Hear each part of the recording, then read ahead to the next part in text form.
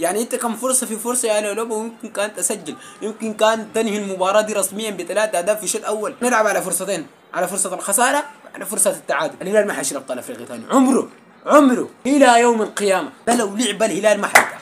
وتغيير لولوبو اكبر خطا من المدرب. لاول مره المدرب.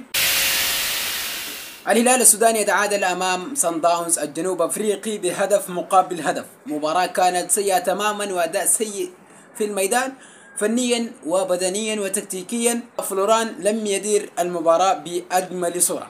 طبعا تعادل بعد ان اضاع اطهر الطاهر ضربه الجزاء اللي كانت في الدقيقه 90. كان ممكن نحسم بها اللقاء ونتاهل. مباراه كانت سيئه جدا من علي ابو عبد الله ابو 20 الى خط الهجوم محمد عبد الرحمن. رغم الهدف اللي جاء محمد عبد الرحمن والتمركز الجيد والحس التهديفي الكويس، لكن لم يقدم مباراه جيده تماما وسيئه تماما. وتغيير لولوبو حتكلم عنه. طبعا في تفاصيل في المباراه دي كثير وخبايا واسرار كشفت لنا اداء الهلال.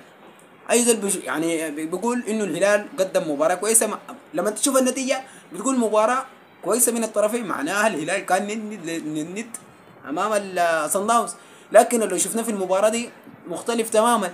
انت لما تشوف المباراه تلقى الهلال متراجع تماما، وما التراجع اللي يعني بتحسسك انه في هجمه مرتده بعدين نسجل.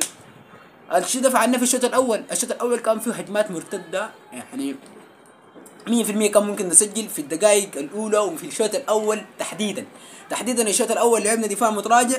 فنيا كنا كويسين رغم الضغط اللي جانا، لكن في الهجمات المرتده كان في عدم يعني اتقان او اللمسه الاخيره او الحس التهديفي للوبو. وانا ما اعرف للوبو الليله ما ظاهر باجمل صوره.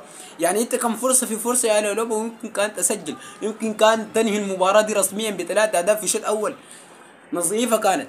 لكن الهلال السوداني يقع في الاخطاء دوما، والاخطاء متكرره للهلال السوداني رغم الهجوم العاتي والقوي. وارقامنا في الهجوم كويسه جدا. عندنا لولوبو مسجل في ابطال افريقيا 4، عندنا محمد عبد الرحمن الليله سجل هدف رغم الاداء السيء، لكن قدر يسجل هدف من فرصه اتاحت له.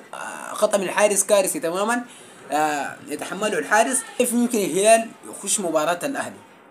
فطبعا مباراة الاهلي مباراة مهمة جدا. لكن انا داير منك تضغط لايك والاشتراك يا جماعة. هنا حنمشي هناك مصر طبعا الجمعة الجاية في اول ايام شهر ابريل شهر 4، وفي ثامن ايام شهر رمضان على ما اعتقد، او التاسع ايام شهر رمضان في الساعة 9 في القاهرة. في يعني مباراة صعبة جدا وحتمية للهلال. نحن بنلعب على فرصتين، على فرصة الخسارة وعلى فرصة التعادل. حتى لو خسرنا ممكن نتأهل، لكن بفارق هدف وحيد. يعني لو غلبنا 1-0 2-1 3-2، يعني المهم نجاريهم بهدف، فارق هدف يفوز عليه بفارق هدف.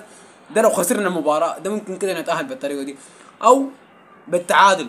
أي نتيجة 10-10 5-5 1-1 0-0 إيجابية سلبية، المهم نتأهل بالتعادل أو بالخسارة بفارق هدف وحيد.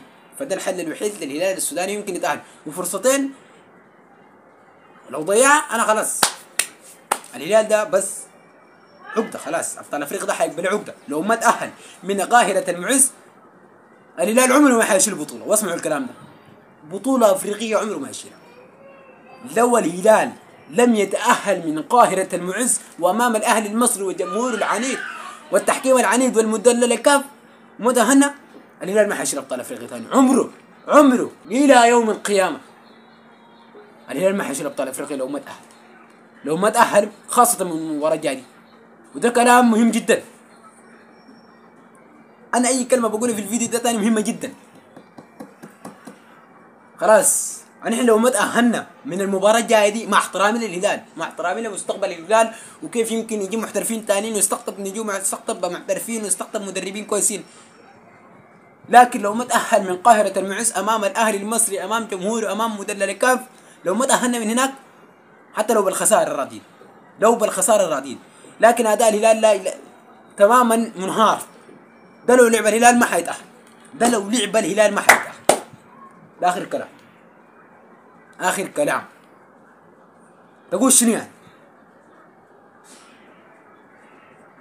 يا اطهر الطاهر انا ما اعرف يا اطهر ركله الجزاء كيف. وتغيير لولوبو اكبر خطا من المدرب.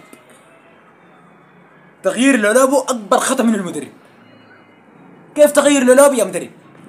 تغيير لولوبو اكبر خطا في المباراه. وتغيير محمد عبد الرحمن رغم المستوى السيء لكن ما تغيروه. لا يمكن يا فلوران. يعني انت ما بتتوقع انه تحصل حاجه في الدقيقه 90 ركله جزاء ضربه ثابته؟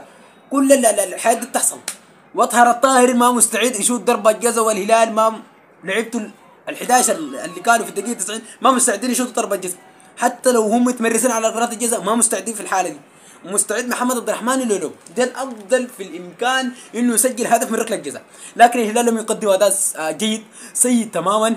صن داونز كان مندفع، ونحن كان لعبنا بالعجمات المرتده، لكن ده لو لعب الهلال ما حنتأهل.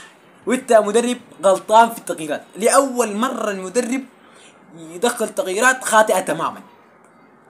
مع احترامي للمدرب فرولان انجيني، لكن تغييرات خاطئه تماما، وتسأل عن هذه المباراة يا فلوران يا انجيني.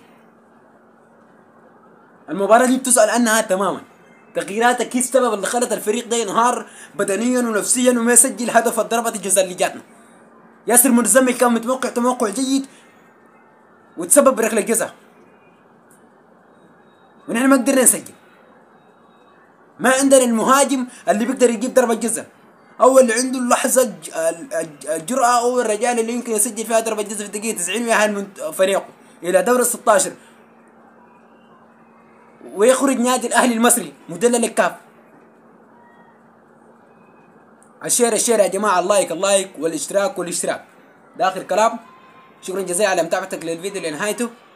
لكن الهلال لو بالمستوى ده ما حيتأهل، ونحن علينا نتأهل او بالتعادل او بالخسارة بفارق هدف وحيد. ده اكثر حل يمكن يحلنا. فما اقدر اطول عليكم، مع السلامة يا شباب، ابقوا عافية.